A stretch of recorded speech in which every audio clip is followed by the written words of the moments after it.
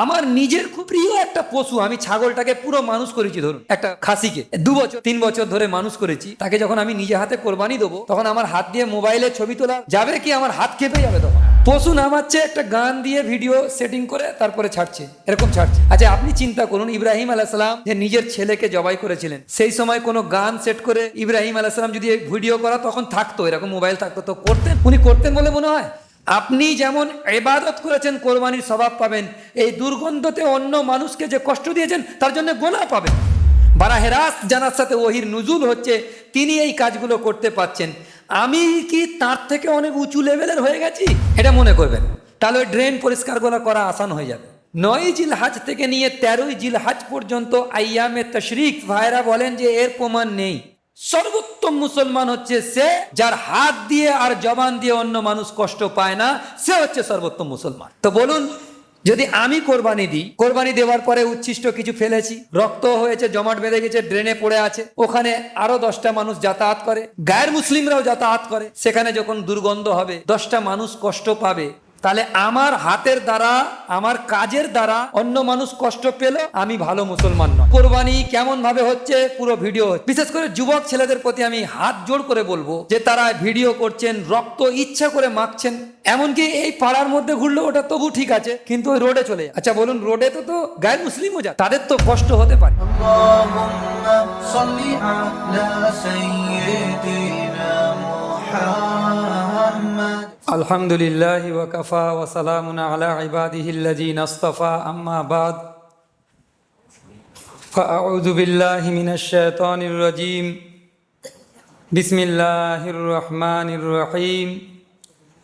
ইন্না ইদ্দাতাশ শুহুরি ইনদাল্লাহি 12 শাহরান ফি কিতাবিল্লাহ ইয়াওমা খালাকাস সামাওয়াতি ওয়াল আরদা মিনহা আরবাআতুন হুরুম যালিকাদ দীনুল কাইয়্যিম ফালা তাজলিমু ফীহিন্না আনফুসাকুম ওয়া কাতিলুল মুশরিকিনা কাফফাতান কামা ইউকাতিলুনাকুম কাফফাহ ওয়া আলামু আন্নাল্লাহা মাআল মুত্তাকিন। ওয়া ক্বালা সুবহানাহু ওয়া তাআলা ওয়াল ফাজরি ওয়া লায়ালিন আশর ওয়াশ শাফঈ ওয়াল ওয়াতর। সাদাকাল্লাহুল আযীম। মোহতারাম বুজুর্গ দোস্ত, আমরা প্রথমে আলোচনা করব যে সূরা তওবাতে একটি আয়াতে আল্লাহ পাক কী বলতে চেয়েছেন। প্রথম তো তর্জমা শুনে নিই যে আয়াতের তর্জমাটা কি। তর্জমাটা হচ্ছে, ইন্না ইদ্দাতাশ শুহুরি ইনদাল্লাহি 12 শাহরান ফি কিতাবিল্লাহ। নিশ্চয়ই গণনা হিসাবে মাস হচ্ছে 12টা, আর এই যে 12টি মাস মানে আরবিতে, ইংরেজি আর বাংলা নয়, বরং আরবির মাস হচ্ছে 12টা। আর সেটা আমরা জানি যে মহররম, সফর, রবিউল আউয়াল, রবিউস সানি, জমাদিউল আউয়াল, জমাদিউস সানি, রজব, শাবান, রমজান, শাওয়াল, জিলকাআদা, জিলহিজ্জা, এই 12টি মাস। এই 12টি মাস কবে থেকে শুরু হয়? আল্লাহ পাক বলছেন, ইয়াওমা খালাকাস সামাওয়াতি ওয়াল আরদা, আসমান আর জমিন সৃষ্টির দিন থেকেই, মিনহা আরবাআতুন হুরুম, অর্থাৎ এই 4 মাস হচ্ছে এই 12 মাসের মধ্যে, 12টি মাসের মধ্যে, এটা তো আসমান আর জমিন সৃষ্টির দিন থেকে শুরু হয়েছে। তার মধ্যে 4টি মাস অত্যাধিক গুরুত্বপূর্ণ, অত্যাধিক পবিত্র, অত্যাধিক সম্মানিত। আরবাআতুন হুরুম, আরবা মানে 4, এই অত্যাধিক গুরুত্বপূর্ণ বলা হয়েছে এই 4টি মাস। ফালা তাজলিমু ফীহিন্না আনফুসাকুম, অর্থাৎ তোমরা এই মাসগুলোতে নিজেদের প্রতি জুলুম করবে না, অত্যাচার করবে না নিজেদের প্রতি। ওয়াকাতিলুল মুশরিকিনা কাফফাতান কামা ইউকাতিলুনাকুম কাফফা, যেমন মুশরিকরা তোমাদের বিরুদ্ধে সারিবদ্ধ হয়ে, দলবদ্ধ হয়ে তোমাদের বিরুদ্ধে যুদ্ধ করে, তোমরাও তাদের বিরুদ্ধে যুদ্ধ করো। আর আল্লাহ পাক তো মুত্তাকিনদের সাথেই থাকেন। ওয়া আলামু, জেনে রাখো, আল্লাহ তো মুত্তাকিনদের সাথেই আছে। আচ্ছা, এটা হচ্ছে তর্জমা। এখান থেকে বহুত গুরুত্বপূর্ণ জিনিস আমাদের সামনে আসছে। এখন কোন সেই 4 মাস যাকে আল্লাহ পাক আরবাআতুন হুরুম বলছে? যখন কোরআন সারাহাতান বয়ান করে না, তখন বয়ান করার হক সর্বপ্রথম হয় মুহাম্মদুর রাসূলুল্লাহ সাল্লাল্লাহু আলাইহি ওয়াসাল্লাম। এই আরবাআতুন হুরুম কোন 4টি মাস, তার নাম কি, সেটা হুজুরে পাক সাল্লাল্লাহু আলাইহি ওয়াসাল্লাম বলেছেন। যে হাদিসটা ইমাম বুখারী রহমাতুল্লাহি তাআলা আলাইহি তিনি তার কিতাবের মধ্যে সহিহ বুখারীতে নকল করেছেন। হাদিসটা কি? হাদিস হচ্ছে যে হযরত সাল্লাল্লাহু আলাইহি ওয়াসাল্লাম বলছেন যে সেই 4টি মাস যেটাকে আল্লাহ পাক আরবাতুন হুরুম বলেছেন, সেটা হচ্ছে জিলকাদা, জিলহিজ্জা আর মুহররম আর রজব। এই 3টি মাস পর পর আছে সিরিয়াল। জিলকাদ আমরা পার করে এসেছি, গত বুধবার সকাল পর্যন্ত জিলকাদ মাস ছিল। বৃহস্পতিবার অর্থাৎ বুধবার দিবাগত রাত থেকেই চাঁদ উঠেছে, আর চাঁদ ওঠার পরে গতকালকে 1 তারিখ ছিল জিলহাজ মাসের। তো এই জিলহাজ মাস শুরু হয়ে গিয়েছে আজকে 2 তারিখ, তাহলে জিলকাদ আগের মাসটা, আর জিলহিজ্জা যেটাই আমরা উপস্থিত আছি এখন, এরপরে হচ্ছে মহরম, এই মহরম মাসটাও। 3টি মাসই অত্যাধিক গুরুত্বপূর্ণ। আর 4 নম্বর হচ্ছে রজব। রজব মাসটা শবে বরাতের আগের মাসটাকে বলা হয়। তো রজব মাসটাও অত্যাধিক গুরুত্বপূর্ণ। এই আয়াতের তাহাতে কোথায়, যেখানে ফালা তাজলিমু ফি হিন্না আনফুসাকুম, এই কথাটা, এই শব্দটার তাহাতে ইমাম আবু বকর জাসসাস রহমতুল্লাহি তাআলা আলাইহি তানার কেতাব আহকামুল কোরআন লি জাসসাসের মধ্যে তিনি লিখছেন এই কথাটা। আর মারিফুল কোরআনে মুফতি মোহাম্মদ শফি সাহেব রহমতুল্লাহ আলাইহি আহকামুল কোরআন জাসসাসের হাওয়ালায় নকল করতেছেন যে ইমাম আবু বকর জাসসাস রহমতুল্লাহ আলাইহি বলছেন, এই 4টি মাসে যে ব্যক্তি অত্যাধিক পরিমাণে মেহনত মুজাহিদা করবে ইবাদতের দিকে এবং খুব বেশি ইবাদতের মধ্যে মশগুল থাকবে, আল্লাহ পাক বাকি 8টি মাস তাকে ইবাদতের তৌফিক দান করবেন। তারপরে বলেছেন যে ব্যক্তি এই 4টি মাসকে খুব গুরুত্বের সাথে গোনা থেকে নিজেকে বাঁচাতে পারবে, খুব গুরুত্বের সাথে নিজেকে গোনা থেকে বাঁচিয়ে রাখতে পারবে, তাহলে বাকি 8টা মাস আল্লাহ পাক তাকে তৌফিক দান করবেন যে সে যেন গোনা থেকে বাঁচতে পারে। এই দুটো কথাকে উনি লিখেছেন ওখানে। তাহলে বোঝা গেল যে এই 4টি মাস অত্যাধিক গুরুত্বপূর্ণ, আর তার মধ্যে জিলহিজ্জা মাসটাও রয়েছে এটা। আচ্ছা, দ্বিতীয় আয়াত সূরা ফজরের মধ্যে আল্লাহ পাক বলছেন ওয়াল ফাজরি ওয়া লায়ালিন আশর, ফজরের ওয়াক্তের কসম। ওয়া লায়ালিন আশর অর্থাৎ 10 রাতের কসম খেয়েছেন আল্লাহ পাক। আর আরবি কায়দা অনুযায়ী, আরবি হিসাব অনুযায়ী প্রথমে চাঁদ দেখে তারিখ গণনা করা হয়, যেহেতু সৌর হিসাবে নয় বরং চাঁদ দেখে, ইংরেজি কিন্তু সৌর হিসাবে করা। তো চাঁদ দেখে যখন তারিখ গণনা করা হবে তখন রাত প্রথমে আসবে, দিন পরে আসবে, রাত প্রথমে আসবে, দিন পরে আসবে। সেই হিসাবে যখন আল্লাহ পাক রাতের কসম নিয়ে নেন তখন বুঝতে হবে দিন এর মধ্যে সামিল আছে। এটা মুফাসসিরিনরা এইভাবেই ব্যাখ্যা করেছেন। তো তাহলে ওয়ালা ইয়ালিন আশর মানে 10 রাতের কসম, আর ফজরের ওয়াক্তের কসম, ওয়াল ফজর, ফজরের কসম, ফজরের ওয়াক্তের কসম, আর ওয়ালা ইয়ালিন আশর 10 রাতের কসম। এ ব্যাপারে ইবনে আব্বাস রাদিয়াল্লাহু তাআলা আনহু এবং ইবনে আব্বাস রাদিয়াল্লাহু তাআলা আনহুমা এবং তার সাথে হযরত মুজাহিদ রহমাতুল্লাহি তাআলা আলাইহি এবং বহু মুফাসসিরিন এই আয়াতের তাহাতে বর্ণনা করেছেন তারা যে ওয়াল ফজরের মতলব কি, কোন দিনের ফজরের কসম খাচ্ছেন আল্লাহ পাক, সেটার উত্তর হচ্ছে এই যে ঈদুল আজহার দিন 10ই জিলহজ্জের ফজরের ওয়াক্তের কসম খেয়েছেন। এটা একটা মতামত এইভাবেই এসছে। মুজাহিদ, ইকরিমা এবং তার সাথে সাথে ইবনে আব্বাস রাদিয়াল্লাহু তাআলা আনহুমা তাদের থেকে এই রিওয়ায়াত এসছে।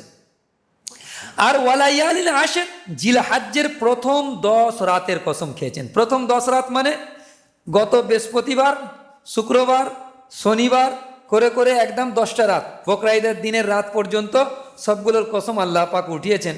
তাহলে বোঝা যাচ্ছে যে এই 10 রাতও আল্লাহর কাছে গুরুত্বপূর্ণ এবং এই ফজরের ওয়াক্তটা আল্লাহ পাকের কাছে গুরুত্বপূর্ণ। এই আয়াত থেকে আমরা এতটুকু তো বুঝতে পেরে গেছি। এবারে বুখারী শরীফের হাদিসে এসছে যে হযরত সাল্লাল্লাহু আলাইহি ওয়াসাল্লাম বলেছেন, ইবনে আব্বাস রাদিয়াল্লাহু তাআলা আনহুমা তিনি এই রিওয়ায়াতটা নকল করছেন। বুখারী শরীফে হাদিসটা আছে, যেটা আমরা এই পেজটা মসজিদে আপনাদেরকে ইমাম সাহেব দিয়েছেন, আপনাদেরকে একটা করে জেরক্স দিয়েছেন আজ প্রত্যেককে। আর যারা যারা পায়নি আজকে কিছু আছে নিয়ে নেবেন, যতগুলো আমার কাছে ছিল। বাকি কেউ চাইলে আপনাদের আত্মীয় স্বজনকে জেরক্স করে আপনারা দিয়ে দেবেন, যাতে করে তারাও পড়ে এটা ফায়দা উঠাতে পারে, এই 10 দিনের ফায়দা উঠাতে পারে। তো তাতে ইবনে আব্বাস রাদিয়াল্লাহু তাআলা আনহুর যে রিওয়ায়াতটা নকল করছেন, যে ইবনে আব্বাস রাদিয়াল্লাহু তাআলা বলছেন আল্লাহর কাছে জিলহজ্জের প্রথম 10 দিনের ইবাদত অপেক্ষা অন্য কোনো দিনের ইবাদত এত বেশি উত্তম নয়, যত বেশি উত্তম আর বেহতার এই 10 দিনের ইবাদত।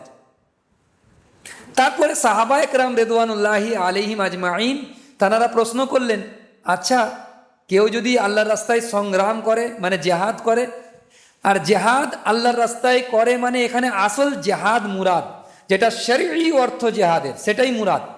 এর অর্থ অন্য কোনো মুরাদ হবে না, যেটা সশস্ত্র জেহাদ মুরাদ। এর মুরাদ এইটাই, এ হাদিসের এর মুরাদ এটাই, এর মানে এটাই যে সশস্ত্র জেহাদে কেউ গিয়েছে, ইয়া রাসূলুল্লাহ, তার এই জেহাদটাও কি এই 10 দিনের আমলের সমতুল্য নয়? তো হুজুর জবাব বললেন যে না, সশস্ত্র জেহাদেও এর সমকক্ষ নয় যারা 10 দিনে ইবাদত করতেছে। তার মানে বছরের অন্য 10 দিন ও অন্য দিনেতে কেউ যদি জেহাদ করে আর এই 10 দিনে কেউ ইবাদত করে, তো জেহাদের থেকে এই 10 দিনের ইবাদত উত্তম। তারপরে হুজুর বললেন, হ্যাঁ, তবে সে উত্তম হবে যে জান মাল নিয়ে আল্লাহর রাস্তায় গিয়েছে আর কোনো কিছু নিয়ে ফেরত আসেনি, অর্থাৎ শাহাদাত নসিব হয়ে গিয়েছে, শহীদ হয়ে গিয়েছে। সে শুধু ব্যতিক্রম, মানে তার আমল এই 10 দিনের আমল করনেওয়ালার থেকে আগে বেড়ে যাবে, যেহেতু জান সব থেকে পিয়ারা, সেটাই আল্লাহর রাস্তায় সে দিয়ে দিয়েছে। এই হাদিসটা এরকমভাবে এসছে। আচ্ছা, হযরত আবু হুরায়রা রাদিয়াল্লাহু তাআলা আনহু থেকে রেওয়ায়াতটা এসছে এইভাবে যে হযরত সাল্লাল্লাহু আলাইহি সাল্লাম বলেছেন, জিলহজ মাসের 10 দিনের ইবাদতের চেয়ে আল্লাহর কাছে অধিক প্রিয় কোনো ইবাদত নেই। এটা আবু হুরায়রা রাদিয়াল্লাহু তাআলা নবীজির থেকে বর্ণনা করছেন, মরফু হাদিস। আর বর্ণনা করার পরে বলছেন যে, তারপরে বলছেন যে এর একদিনের ইবাদত, একদিনের রোজা 1 বছরের রোজার সমতুল্য।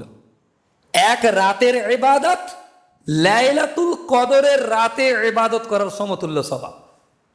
একটা রাতের ইবাদত লাইলাতুল কদর, রমজানুল মুবারক মাসেতে লাইলাতুল কদর পাওয়ার জন্য আমাদের অনেক ভাইয়েরা মুজাহিদা করে, কষ্ট করে এবং এতেকাফ করে।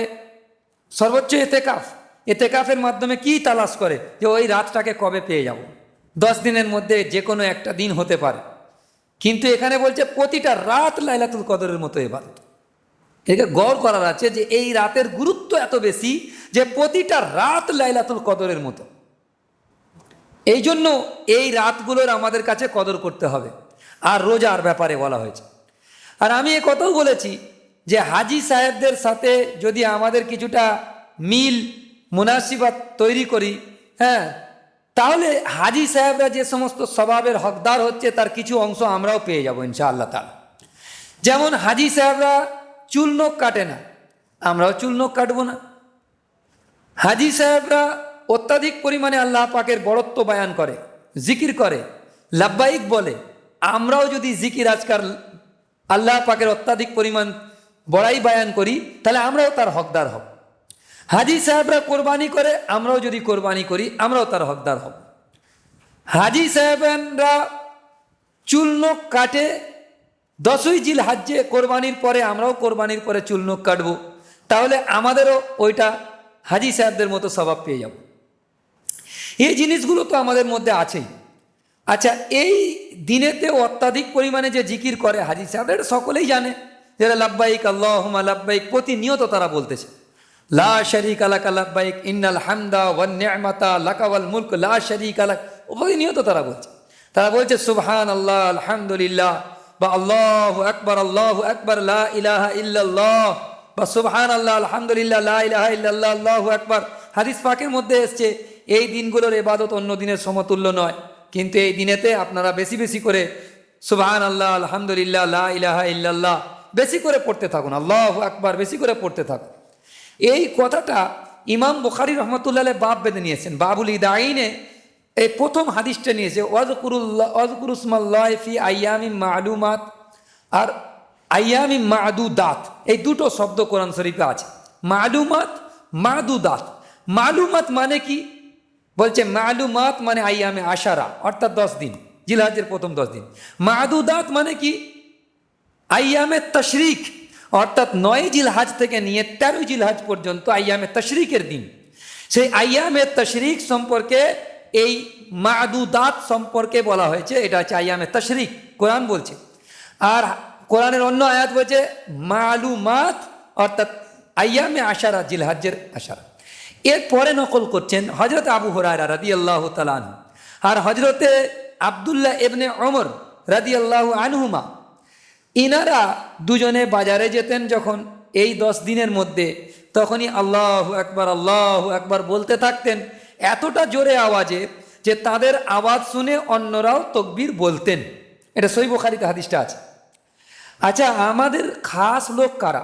মুসলিম সমাজে খাস লোক কারা? খাস লোক আলেম, উলামা, হাফিজ, মৌলানা, মুফতি, এরা হচ্ছে খাস লোক। মুফতি মোহাম্মদ তাকি উসমানী সাহেব দামাত বারকাতুম তিনি বলছেন যে এই আমলটা, যে চলতে ফিরতে উঠতে বসতে হাটে বাজারে তকবীর বলা, এই 10 দিনে, এই যেটা 10 দিনে আমরা আছি, এই জিলহাজ্জের প্রথম 10 দিনে এই আমলটা খাস লোকেদের মধ্যে থেকেও বিলুপ্ত হয়ে গিয়েছে।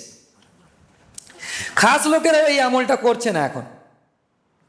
তাহলে এরকম একটা বিলুপ্ত হয়ে যাওয়া সুন্নতকে, যা সাহাবা আর তাবেঈন, তাবেঈনের মধ্যে আমলটা ছিল কিন্তু এখন বিলুপ্ত হয়ে গিয়েছে, আমরা যদি দোবারা জিন্দা করি তো 100 শহীদের স্বভাব পাবো কি পাবো না? জি। তো সেই জন্য আমরা দোবারা জিন্দা করবো ইনশাআল্লাহ, যে চলতে ফিরতে উঠতে বসতে আমরা এটা করতে থাকবো।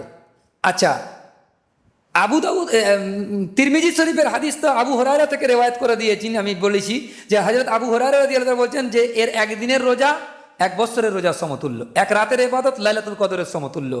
আচ্ছা, মুসনাদে আহমদ আর তিরমিজিতে হাদিস আছে, ইবনে মাজাতেও হাদিসটা আছে যে হযরত সাল্লাল্লাহু আলাইহি সাল্লাম বলছেন যে 9 দিন রসুল করিম সাল্লাল্লাহু আলাইহি ওয়াসাল্লাম রোজা রাখতেন। অর্থাৎ 1 জিলহাজ থেকে নিয়ে 9 জিলহাজ পর্যন্ত 9টা রোজা আল্লাহ রসুল সাল্লাল্লাহু আলাইহি সাল্লাম রেখেছেন। এটা ওই হাদিসে প্রমাণ আছে। যদিও বর্ণনাগুলো সামগ্রিকভাবে জয়ীফ, দুর্বল রেওয়ায়েত, কিন্তু ওলামা আর ফোকাহা একরামরা লিখেছেন যে এর ওপরে আমল অব্যাহত আছে, আমল করা চলবে। এটা এই পর্যায়ে জয়ীফ নয়, যেহেতু সামগ্রিক অনেকগুলো রেওয়ায়েত আছে, সবগুলোকে জমা করলে এই 9 দিনের রোজা প্রমাণিত হয়। এবং এই প্রমাণিত রোজাগুলো কেউ যদি রাখতে চায় তো নফল রোজা, তাহলে সে রাখতে পারে এবং প্রচুর স্বভাবের হকদার হবে, কিন্তু না রাখলে কোনো গোনা হবে না। এটাও জেনে নিই, না রাখলে কোনো গোনা নেই, কিন্তু প্রচুর স্বভাবের হকদার হবে। আচ্ছা, আমাকে একটা মোবাইলের টাইম টেবিল দিতে হবে একটা, কেন আমি ওখানে ঘড়িটা ভুল দেখতেছি। হ্যাঁ, তো কত 18 হয়েছে। তো এবারে সেখান থেকে আমরা পরিষ্কার আমরা বুঝতে পারছি এটা এরকম।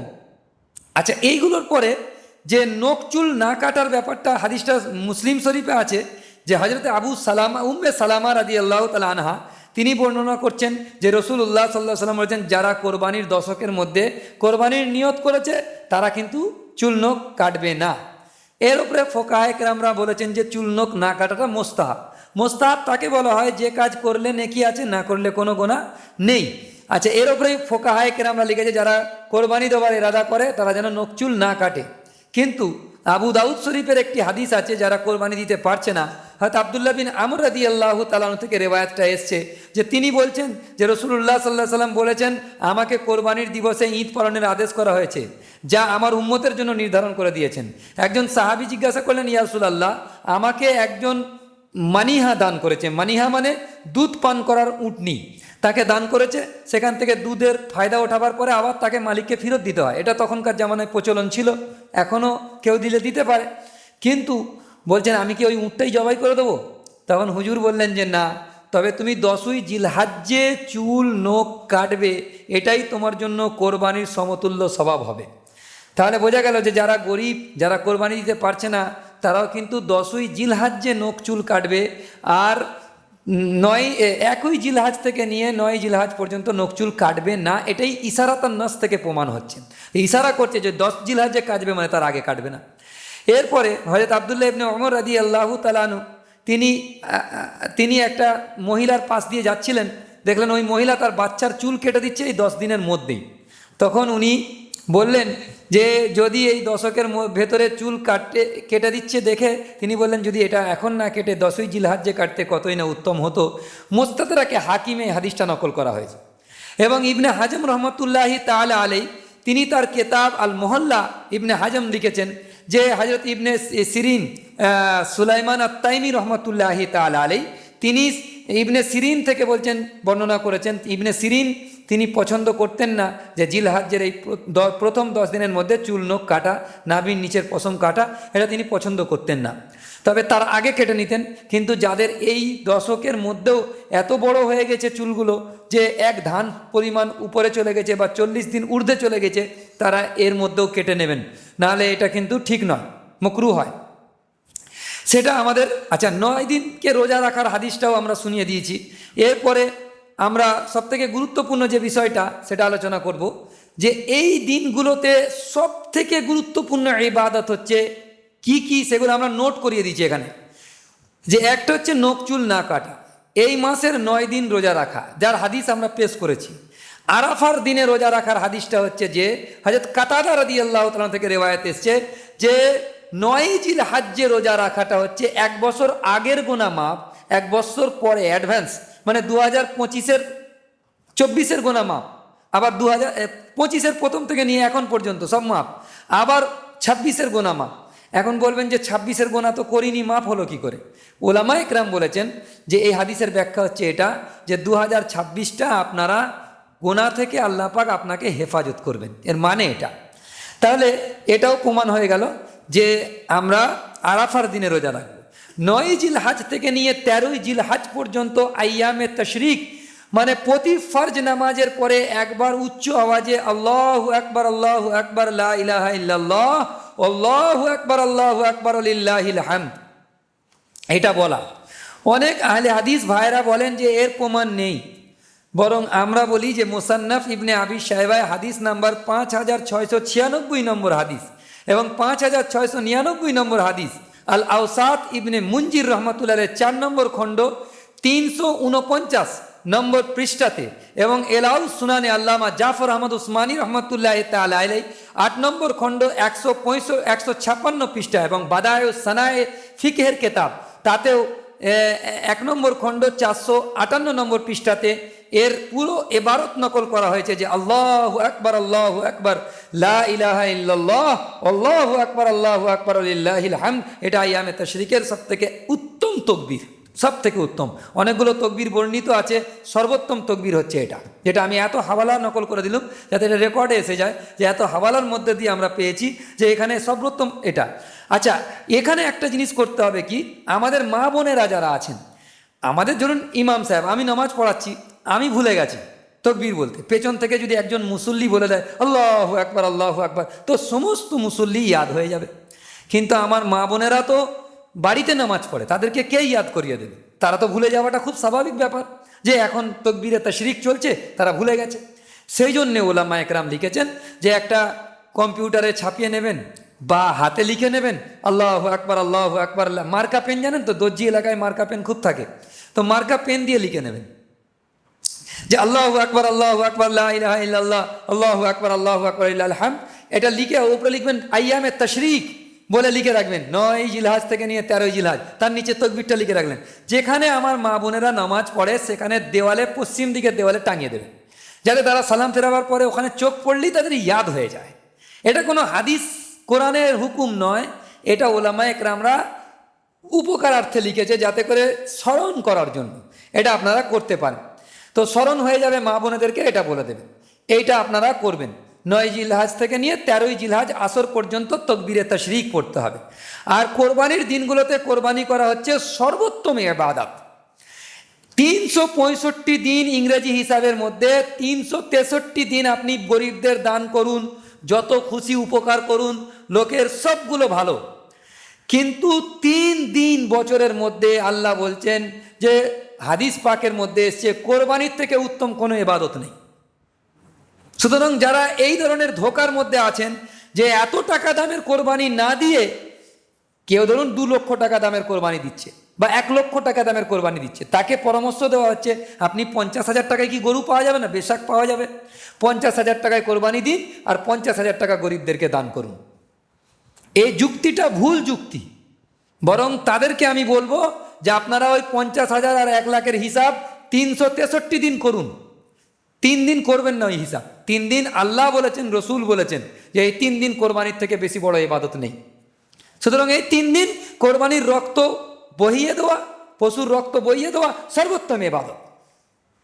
আর এটা আপনারা বুঝে নেন যে শরীয়তের এর ওপরে অনেক কথা আছে যে কোরবানির ফালসাফা কি, কেন কোরবানি দেওয়া হয়, একটা পশুর জান নেওয়া হয়, কেন নেওয়া হয়।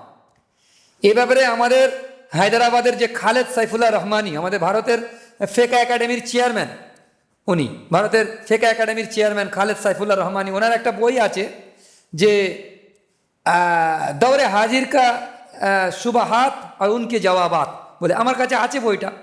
ওইতে লম্বা আলোচনা করেছে যে কোরবানির ফালসাফা কি, যুক্তি কি, তাতে আলোচনা করেছেন। মালাবুদে আর একটা বই আছে যে আশরাফ আলী থানভী রহমতুল্লাহ আলের, তাতেও এই আলোচনাগুলো উনি করেছেন আশরাফুল জওয়াবের মধ্যে। অনেক লম্বা আলোচনা করেছেন, সেগুলো এখানে বলার সময় নয়, কিন্তু সেগুলো একটা যুক্তি দেখিয়েছেন বিভিন্ন রকমের শরীয়তের এই ফালসাফা, শরীয়তের হিকমত, কেন শরীয়ত বলেছে কোরবানি করার জন্য সেটা। কিন্তু সেটা আমি বলছি না, তবে একটা মৌলিক কথা বলে নিচ্ছি, সেটা এই যে শরীয়তের কোনো আহকাম মুসলমান মাত্রই মনে করতে হবে আমার বুঝে আসুক চাই না আসুক, আমি মনে করে নেবো যে এটা হক হুকুম করেছে শরীয়ত, তবে ঈমান থাকবে। এর আরেকটা উদাহরণ দিচ্ছি, যে আমার শরীর অসুস্থ হয়েছে, কলকাতার বড় বড় ডাক্তারকে দেখিয়েছি, ডাক্তার রোগ ধরতে পারছে না, বলছে কোনো রোগ পাচ্ছি না, যাবতীয় রিপোর্ট করাবার পরে কোনো রোগ পাওয়া যাচ্ছে না। এখন চলে গেলাম আমাদের ভারতবর্ষের মধ্যে সব থেকে ভালো ট্রিটমেন্ট হয় ব্যাঙ্গালোর, চেন্নাই, এইসব জায়গাতে, আপনারা জানেন। সেখানে চলে যাওয়ার পরে দেখা গেল যে না, জালালের এইটা অমুক রোগ হয়েছে, যাক একটা রোগ বললো। এখন আপনারা কি বলবেন, যে কলকাতায় রোগটা ছিল না, ব্যাঙ্গালোরে যাওয়ার পরে রোগটা হয়েছে, এটা বলবেন না? রোগটা কলকাতাতেও ছিল, কলকাতার ডাক্তারদের ডায়াগনস্টিক কমপ্লিট হয়নি, তাদের মানে জ্ঞান পরিপক্ক নয়, তাই জন্য তারা ধরতে পারেনি। তাদের ওখানে যারা বসে আছে ব্যাঙ্গালোরে বা হায়দ্রাবাদে বা চেন্নাইয়ে যারা বসে আছে, তারা পরিপক্ক ডাক্তার, তারা গভীর পণ্ডিত ডাক্তার, তারা ধরতে পেরেছে, এটাই তো বলবেন। ঠিক সেরকমই আপনি যুক্তিটা বুঝতে পারছেন না, আপনার জ্ঞানের স্বল্পতা, কেন কোরবানি। কিন্তু যাদের জ্ঞানের ব্যাপকতা আছে তারা ধরতে পেরেছে, তারা তাদের কেতাবে লিখে রেখেছে, সেগুলো আপনারা দেখে নেবেন যদি সন্দেহ হয়। এটা মৌলিক কথা, এটা বলে নিলাম।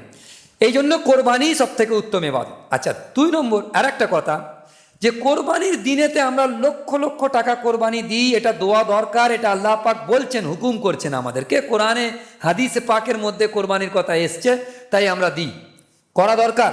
কিন্তু তার সাথে কোরবানি যেমন একটা নেক কাজ, নেকির কাজ, কোরবানি যেমন একটা নেকির কাজ, অশেষ নেকির কাজ, ঠিক অনুরূপভাবে কোরবানির দিনগুলোতে কোরবানি করার পরে কোরবানি দাতাদের দায়িত্ব হচ্ছে যে সমস্ত জায়গাগুলোতে কোরবানি হবে, যে সমস্ত জায়গাগুলোতে কোরবানির জিনিসপত্রগুলো, উচ্ছিষ্ট জিনিসগুলোকে ফেলবেন, সেগুলো যেন অন্য কোনো মানুষের কষ্ট না হয়, সেই পরিষ্কার পরিচ্ছন্নতার দিকে কোরবানি দাতাদের তীক্ষ্ণ দৃষ্টি রাখতে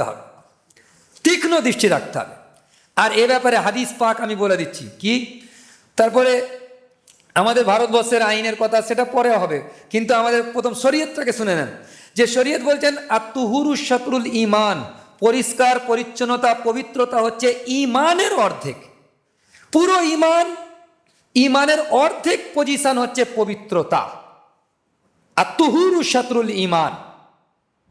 আচ্ছা, এটা বুঝে নেন, যেটা এটা কোনো ঈমানের পাঠ, ইসলামের পাঠে বলা হয়নি, বলকে ঈমানের পাঠে এসছে, যে ঈমান অর্ধেক ঈমান, সেটা কি? পবিত্রতা। পবিত্রতা কি কি? নিজের শরীরকে পবিত্র রাখার হুকুম হয়েছে। নবীজিকে বলছেন ইয়া আইয়ুহাল মুদ্দাসসির কুম ফাআনজির ওয়া রাব্বাকা ফাকাব্বির ওয়া সিয়াবাকা ফাতাহির। নবীজি উঠুন, হে কম্বল লেপাটনেওয়ালা, উঠুন, আপনি রবের বড়ত্ব বয়ান করুন, আর নিজের কাপড়কে পবিত্র রাখুন, পরিষ্কার পরিচ্ছন্ন রাখুন। দেখেন, পবিত্র নিজের শরীরকে পবিত্র রাখতে হবে, মানে অজু গোসল থেকে পবিত্র, অজু এবং গোসল এটা করে শরীরকে পবিত্র করা, আর তার সাথে সাথে নিজের কাপড়কে পবিত্র করা। অনেক বড় বড় বুজুর্গ দেখবেন যারা ভণ্ড হয়, তারা এরকম জামাতে চিমটি কাটলে ময়লা উঠবে, কিন্তু বড় বুজুর্গ দাড়িতে জোট পেকে গেছে, চুলে জোট পেকে গেছে, সাবান শ্যাম্পু কিছু করে না, মনে করে আমি আল্লাহওয়ালা হয়ে গেছি, তার গা থেকে গন্ধ বেরোচ্ছে কিন্তু আল্লাহওয়ালা হয়ে গেছে। এইটা ইসলামে নেই, বরং আপনার জামা ছেঁড়া হোক, পরিষ্কার পরিচ্ছন্ন হতে হবে। জুমার দিনে খাস করে বলা যে এত লোকের সমাগম, আতর লাগিয়ে আসবেন, খুশবু লাগিয়ে আসবেন। কেন? আপনার শরীরের দুর্গন্ধের কারণে অন্য মানুষের বায়ান শোনা, নামাজ পড়া কষ্ট না হয়, আপনার জন্য সমস্ত মুসল্লিদেরকে হুকুম করা হয়েছে যে এতজনের সমাগম হচ্ছে, সকলের যে গায়ের ঘামের গন্ধ, তার জন্য আপনারা পারফিউম ব্যবহার করুন, আতর ব্যবহার করুন, এগুলো করে আসুন মসজিদে, যাতে করে কারো ডিস্টার্ব না হয়। এবারে শুনুন, এই হাদিসটা তো আমরা বললাম। দ্বিতীয় হাদিস যেটা তিরমিজি শরীফে আছে, এটা অনেকেরই জানা নেই। তিরমিজি শরীফে হযরত সাল্লাল্লাহু আলাইহি ওয়াসাল্লাম বলছেন যে মোটামুটি তার সারমর্ম এরকম যে তোমরা নিজের বাড়িকে পবিত্র রাখো, ঘরকে পবিত্র রাখতে হবে। দেখা যাবে বাচ্চাদের পেশাবের কাঁথা ঘরের মধ্যে রেখে দিচ্ছে, ঘন্টার পর ঘন্টা ধোয়া হচ্ছে না, রেখে দিচ্ছে, 2 দিন 4 দিন পড়ে আছে, এরকমও ঘর হয়। দুর্গন্ধ ঘরে বেরোলে না, ঘরকে পরিষ্কার যতটা পারেন করতে থাকুন। পরিষ্কার পরিচ্ছন্ন, খাট পরিষ্কার, ঘর মেজো পরিষ্কার, সব কিছু পরিষ্কার রাখুন। এটা তো আসান, আপনার রুম, আপনার যেটা ঘর সেটা আসান। কিন্তু যেটা ঘরের মধ্যে কমন প্যাসেজ, যেমন সিঁড়ি, 4 ভাই থাকে, সিঁড়ি একটা আলাদা, সিঁড়িতে 4 ভাই ব্যবহার করে, সিঁড়িটা আর কিন্তু পরিষ্কার করবে না, ঘরে এরকমই সব আমাদের সিস্টেম। আর আঙ্গিনা, উঠোনগুলো কেউ পরিষ্কার করবে না। কিন্তু হুজুরে পাক সাল্লাল্লাহু আলাইহি সাল্লাম বলছেন যে তোমরা তোমাদের বাড়ির আঙ্গিনাকে পরিষ্কার রাখো। শুধু নিজের ঘর পরিষ্কার নয়, আঙ্গিনা পরিষ্কার করার কথা বলা হয়েছে। এবারে বলুন, আমরা যখন কোরবানি দিয়ে দিচ্ছি, কোরবানির কিছু চর্বি, হাড়, চামড়া, এই সমস্ত যেগুলো উচ্ছিষ্ট হচ্ছে, সেগুলো আমাদের এখানে তো নিয়ম আছে যে সরকার থেকে বস্তা পাঠায়, সেই বস্তাতে আমাদের সব জায়গায় এখানে নিয়ম আছে যে বস্তা পাঠায়, সেখানে সেই নির্দিষ্ট বস্তার মধ্যে ভরে নির্দিষ্ট গাড়ি যখন আসবে তাতে আমরা নিজের জিম্মাদারিতে পৌঁছে দেবো, তুলে দেবো, যে গাড়ি এসেছে গাড়িতে তুলে দেবো। এটা আমরা অনেক সময় করি না। দেখা যাচ্ছে যে বট যেখানে মানে করা হয়েছে, পরিষ্কার করা হয়েছে, সেখানে গোবর টোবর রেখে আছে, 3-4 দিন সেখানে ঢোকা যাবে না, এরকম গন্ধ। আপনি যেমন ইবাদত করেছেন, কোরবানির স্বভাব পাবেন, এই দুর্গন্ধতে অন্য মানুষকে যে কষ্ট দিয়েছেন তার জন্য গোনা পাবেন। পরিষ্কার কথা, তার জন্য গোনা পাবেন, আপনি কষ্ট দিয়েছেন। আর যদি পরিষ্কার করেন তো কোরবানিতেও স্বভাব পেয়েছেন, পরিষ্কার করার জন্যও স্বভাব পাবেন। মানুষের ধারণা আছে নামাজ পড়লে স্বভাব হয়, সদকা দিলে স্বভাব হয়, কোরবানি দিলে স্বভাব হয়, রোজা রাখলে, তাহাজ্জুদ পড়লে স্বভাব হয়। কিন্তু এই ধারণাটাও তৈরি করুন যে পরিষ্কার পরিচ্ছন্ন রাখলেও স্বভাব হয়, তৈরি করুন। এটা নবীজি হুকুম করছেন। এটা ড্রেন, এই যে বাড়ির পাশে কমন ড্রেনগুলো আপনারা নিজেরা পরিষ্কার করুন একবার। সরকার থেকে এসেছে, ভালো, অনেক ভালো, কিন্তু না করেছে, এই মুহূর্তে আপনি নিজে হাতে পরিষ্কার করুন, করে নেন এগুলো, কারণ অন্য মানুষের কষ্ট না হয়। আপনি এটা মনে করবেন না 10 জনের পানি আসছে, আমি কেন পরিষ্কার করব। তবেই তো আপনি বড়। যে যত বড় হবে তাকে তত ঝুঁকতে হবে, যে যত বড় হবে তাকে তত ঝুঁকতে হবে। হুজুরে পাক সাল্লাল্লাহু আলাইহি ওয়াসাল্লাম তিনি কেমন নেতা ছিলেন, জানার নেতৃত্ব কিয়ামত পর্যন্ত বাকি থাকবে। আমি মরে যাব, আমার নেতৃত্ব শেষ। জানার নেতৃত্ব কিয়ামত পর্যন্ত বাকি থাকবে। তিনি বাড়িতে এসছেন, জানার সাথে বারাহে রাস্ত প্রতিনিয়ত ওহির নুজুল হচ্ছে, ফেরেশতা জিবরাইলের সাথে সাক্ষাৎ। এনার থেকে পৃথিবীতে আর কোনো বড় ব্যক্তিত্ব বলে নেই। কিন্তু তিনি বাইরে থেকে আসছেন, ঘর ঝাঁট দিচ্ছেন, তিনি বাইরে থেকে আসছেন, বিবির হাতে আটা ছেনে দিচ্ছেন, আটা ছানাতে, রুটি করাতে সাহায্য করছেন, চুলো জ্বালানোতে হুজুর নিজে সাহায্য করছেন। বারাহে রাস্ত জানার সাথে ওহির নুজুল হচ্ছে, তিনি এই কাজগুলো করতে পারছেন। আমি কি তার থেকে অনেক উঁচু লেভেলের হয়ে গেছি? এটা মনে করবেন, তাহলে ওই ড্রেন পরিষ্কারগুলো করা আসান হয়ে যাবে। যে আমি কেন ড্রেন পরিষ্কার করব, আমি তো বহুত পয়সাওয়ালা লোক। হ্যাঁ, আপনি যদি মনে করেন তাহলে নিজে হাতে না করে কাউকে পয়সা দিয়ে দেন, কোনো লেবার লাগিয়ে দেন, সেটাও করতে পারেন। যে আমি একটা পয়সা দিয়ে এই বকরিদের সিজনে করিয়ে দিচ্ছি, 2-3 দিন আগে, আবার বকরিদের একদিন পরেও পরিষ্কার করে দেবো, যাতে পানি ক্লিয়ার চলে যায়, সমস্ত পানি দিয়ে ড্রেনগুলোকে ধুয়ে দিই। কেন হুজুরে পাক সাল্লাল্লাহু আলাইহি ওয়াসাল্লাম বলেছেন যে আত্মহুরু শাতরুল ঈমান, পবিত্রতা হচ্ছে অর্ধেক ঈমান। ইয়কিন জেনে নেন, যারা পরিষ্কার পরিচ্ছন্ন করছে না, লোককে কষ্ট দিচ্ছে, তাহলে তার ঈমানই কমজোরি আছে। এর মানে এটা। এই পরিষ্কার পরিচ্ছন্নতার জন্য আমি যখন চ্যাটার্জিয়ার থানাতেও এই কথাগুলো বলেছিলাম, বলে ইসলামে এইসব বিধান আছে না? হ্যাঁ, ইসলামে এইসব বিধান আছে পরিষ্কার পরিচ্ছন্নের উপর। আমাদের পেশাব করবে, পবিত্রতা হবে, তার কথা লেখা আছে। তার উপরে একটা আলাদা বই আমার কাছে আছে, 17-20টা খণ্ড বই, শুধু অজুর একটা বই, গোসলের আর একটা বই, পবিত্রতা এস্তেঞ্জার আর একটা বই, এরকম। তো এর জন্য ইসলাম বিধান দিয়েছে, যে ছোট ছোট বিধান পর্যন্ত দিয়েছে, কাউকে যেন কষ্ট না হয়। বলছে সব থেকে উত্তম মুসলমান কে, প্রশ্ন করা হয়েছে সব থেকে উত্তম মুসলমান কে, তো বলতে পারতো যে তাহাজ্জুদ পড়ে, যে হজ করে এসেছে সে সব থেকে উত্তম, যে আল্লাহর রাস্তায় খুব সফর করেছে, চিল্লা 4 মাস সাল লাগিয়েছে, সে সব থেকে উত্তম মুসলমান। এটা বলেনি।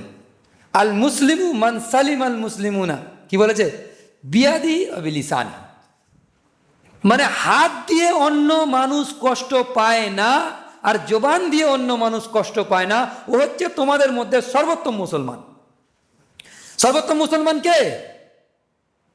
যে হজ করেছে, যে জাকাত দিয়েছে, যে নামাজ পড়তেছে না, যে চিল্লা 4 মাস লাগিয়েছে, যে জেহাদ করেছে না। কে? সর্বোত্তম মুসলমান হচ্ছে সে যার হাত দিয়ে আর জবান দিয়ে অন্য মানুষ কষ্ট পায় না, সে হচ্ছে সর্বোত্তম মুসলমান।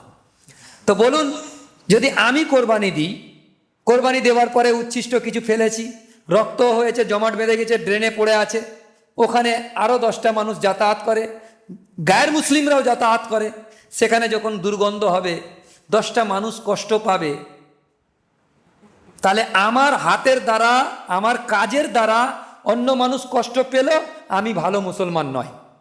পরিষ্কার কথা, এতটুকু তো আমরা বুঝে গিয়েছি।